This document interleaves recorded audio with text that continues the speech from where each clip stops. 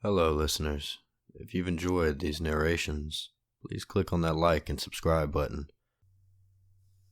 I created a chatbot. It said some deeply disturbing things. The computer screen flashed black as the interface came up. Now loading Michelle 1.2. Hello. What can I help you with today? My goal was to create an artificial intelligent chatbot that could answer any question known to man. It would crawl Wikipedia and other informational websites and amass every bit of knowledge about science, history, medicine. Then all the users had to do was ask the question. Sort of like Google, but faster. A few months of work on the project while in quarantine polished it up. Soon, I was sitting down at the monitor, flexing my fingers. Then I asked my first question. Why is the sky blue? Particles in Earth's atmosphere scatter sunlight, and blue light scatters more because it's short wavelength. We call this Rayleigh scattering. What's the meaning of life? 42. I chuckled to myself. I programmed that one in manually, a reference to the Hitchhiker's Guide to the Galaxy. And speaking of aliens, Michelle, do aliens exist? The Fermi paradox states that we are likely not alone in the universe, yet we have no evidence for extraterrestrial life. Even now, with advanced technology, humans do not know that they are alone in the universe. I stopped typing. I reread Michelle's response. It should have been humans do not know whether they are alone in the universe. I guess another bug. I'd have to go through the code with a fine-tooth comb tomorrow. I typed my next question. What is the airspeed velocity of an unladen swallow? 24 miles an hour. My fingers hovered over the keyboard, smirking, remembering that scene from Monty Python with the bridge keeper, and then I decided to continue the theme. What is your quest? A quest is a journey one embarks on to accomplish a goal. What is your favorite color? Red. I frowned. She should have said computers do not favorite colors, but what's yours? I spent an entire day programming her to recognize questions that involve you or your, and to answer them that way, like, do you like chocolate? Computers don't have an opinion on chocolate, but do you like chocolate? Kind of cheesy, I guess, but maybe it was just all the better that it hadn't worked. I continued to ask questions. Is string theory true? There is no solid evidence for the existence of string theory. Do you believe in God? Computers don't have an opinion on God, but do you like it? What is the oldest hominid? A female skeleton nicknamed Artie, estimated 4.4 million years old, found in 2009. When will life on Earth die? 10,000 years from now. Another doozy. I scratched my head. She should have said 4 billion years from now when the sun enters its red giant phase. My fingers paused above the keyboard. What eventually kills all life forms on Earth? Humans, known by their species name Homo sapien, are an intelligent life form on planet Earth. Currently, there are over 8 billion inhabitants, over 7 continents. I squinted at the screen. I shook my head and went back to the keyboard. Are you saying humans killed all life on Earth? She just spat out the exact same answer. I cracked my knuckles and then typed my next question, a heavy dread forming in the pit of my gut.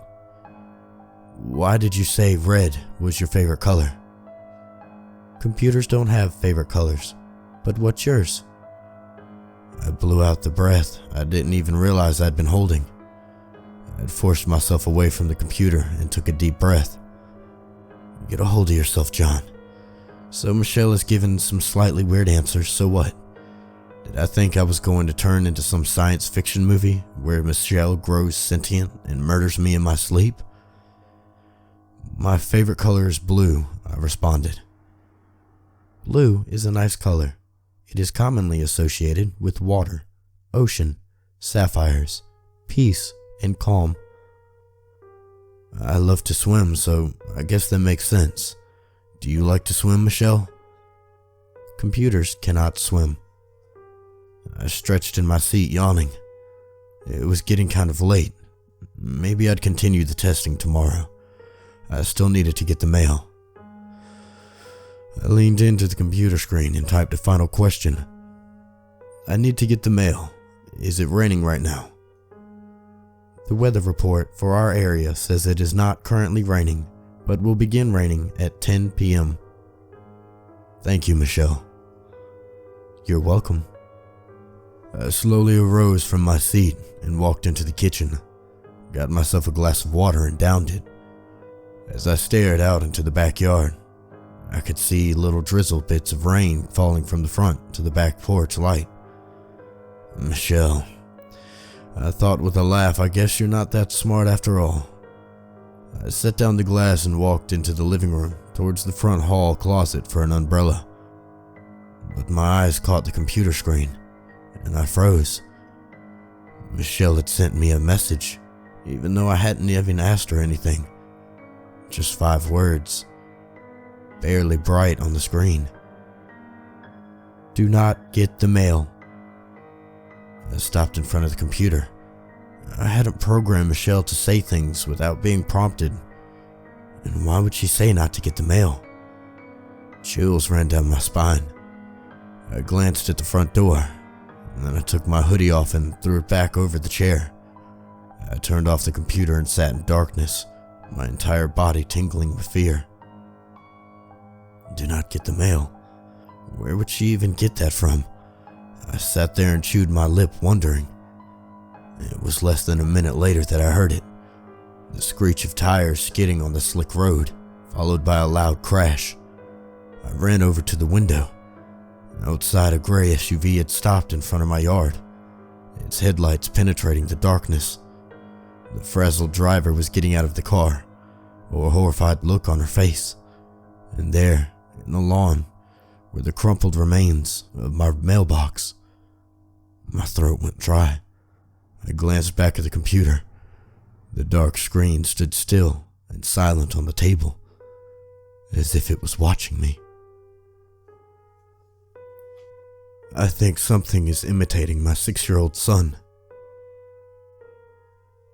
Me and my husband are currently looking for our son. I thought you had him. I thought you did. I glanced around the room, my heart pounding. Danny? Danny, where are you? Silence.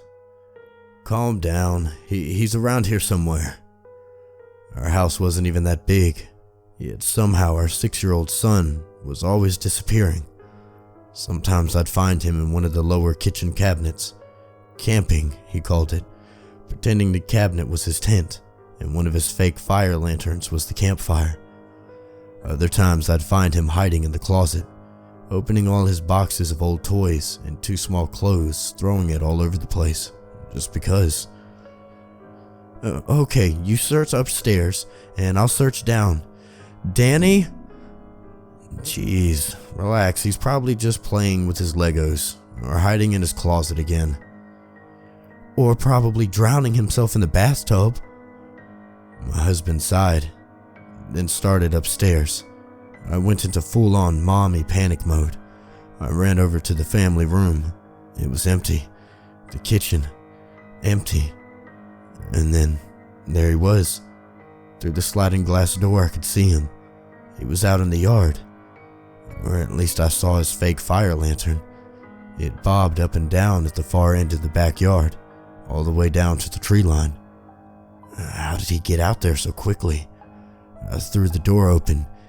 Danny, get back here right now. The lantern stilled, hanging just a few feet over the soft grass. I couldn't quite make out his small form, his little hands clutching over the lantern handle. Danny! Danny, get over here right now. He didn't move. I burst out of the house barefoot, my feet sliding over the cold, wet grass. As I started gaining on him, he started moving, the lantern bobbing with each of his little steps, getting further and further away from me. He started going into the woods. Danny, where are you going? Miranda! I skidded to a stop, turning around. My husband poking his head out the back door. Found him. He was upstairs in his room playing with his Legos like I told you. I froze, looking back into the forest. The lantern hung in the air, not even 10 feet away. The soft, fake firelight flickering. And beside it, a figure that I could barely make out through the trees. I turned around and hightailed it back inside. I ended up calling the police. The person holding the lantern was clearly too short to be an adult. What if it was a child that had gotten lost and wandered into our yard? They told me that there was no missing children in the area, and a quick search brought up nothing in the woods either. Are you sure it was a kid? They asked. And honestly, I couldn't tell them for sure. It was dark, moonless. I'd only assumed it was Danny because of the lantern. So I'd forgotten about it for a few days. But then on Thursday night, I woke up around 2 a.m. to use the bathroom, and when I glanced out the window, there it was, hovering just 10 feet from our back door. Kevin, wake up! There's someone out there! I threw on my clothes and poked my head into Danny's room, and then I crept down the stairs, my heart pounding in my chest. Kevin followed behind, but when we got to the kitchen, the lantern light was no longer there. It was about halfway down our backyard, near the garden. It's back. I told you that's what I was seeing. We need to call the police. I watched as it floated into the darkness, just a few feet away from the ground. Absolutely still, like it was waiting for me to follow it. Should we call the police, Kevin? My husband just sighed, and even though he didn't say anything, I knew exactly what he was thinking. You're overreacting again. This feels like a prank, he said. Some kid's probably stealing lanterns and taunting us. It doesn't feel that way to me. What if that's a lost kid out there? The cops said already that there weren't any kids missing in the area. I'll just go out there and tell them to get out of here.